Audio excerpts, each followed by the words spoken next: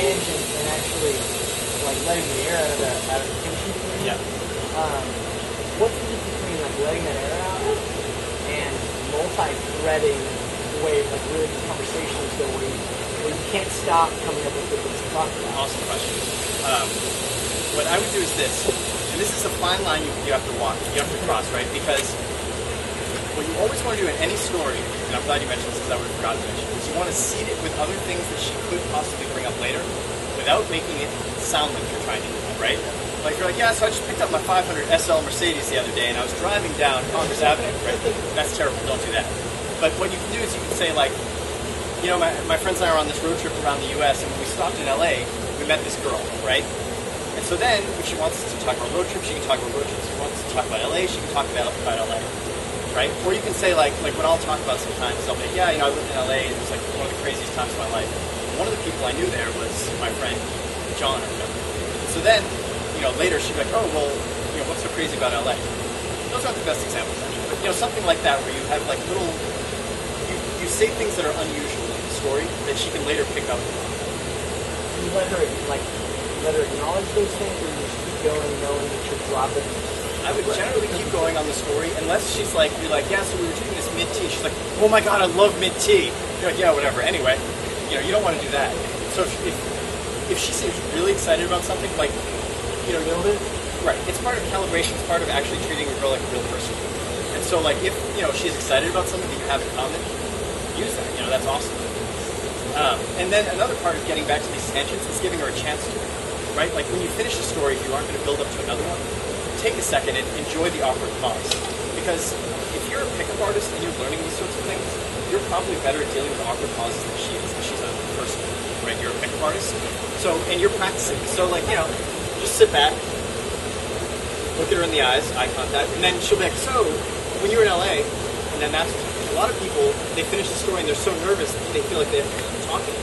They're like, oh, and then this other time, and you never have a chance to get back to it.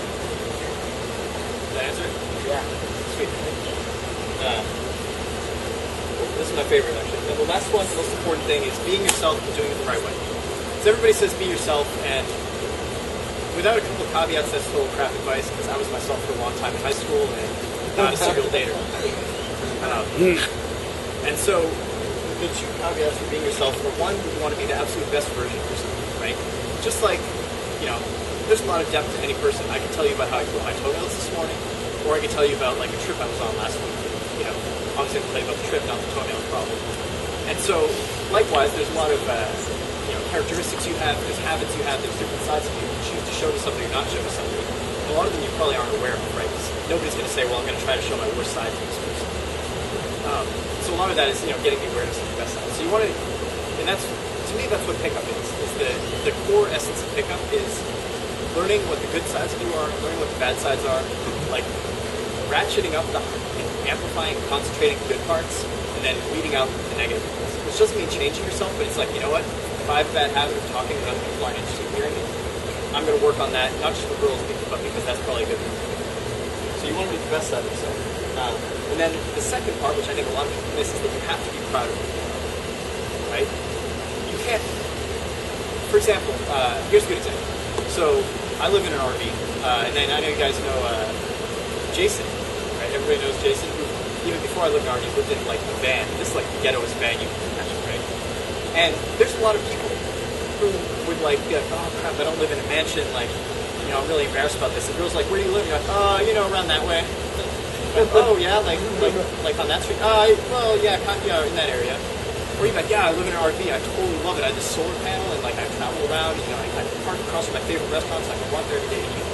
And so, you know, you have to be proud of who you are. And there's two ways to do that. There's one to realize this is who I am. Like, you know, for example, me, I'm a nerd. I love programming. Like, there's a lot of times my friends want to go out and like, I just want to stay home and program or write or something.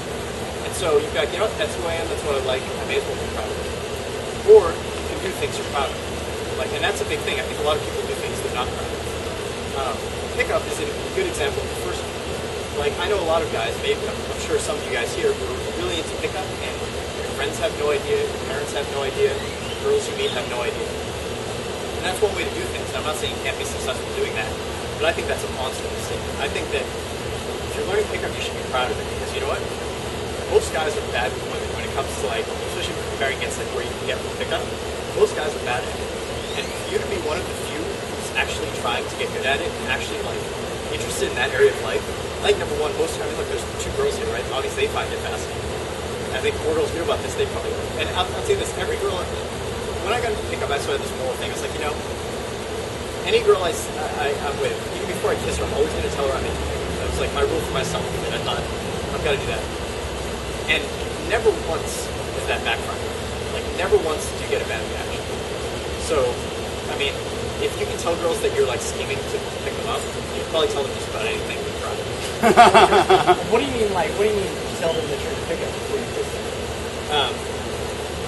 I mean that I would just mention it one way or another. So like back in LA, you know, I would be like, they'd be like, so what brought you to LA? And I said, well, actually, and I tell them like I have this whole long story. I tell people about how I got to pick up like back from the super nerdy days, still now to the kind of nerdy days.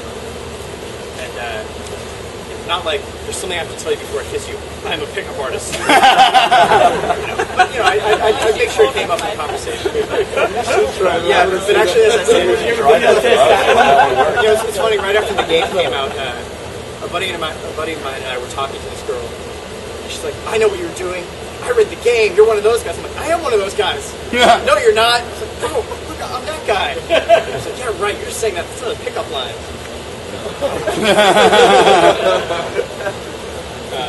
Anyway, that's all I got. Those are the 5 most important things. I think if you focus on those and kind of ignore the rest, or pick it up as you need it, like I think there's a tendency in pickup to like feel like you need to learn everything up front and then go practice it.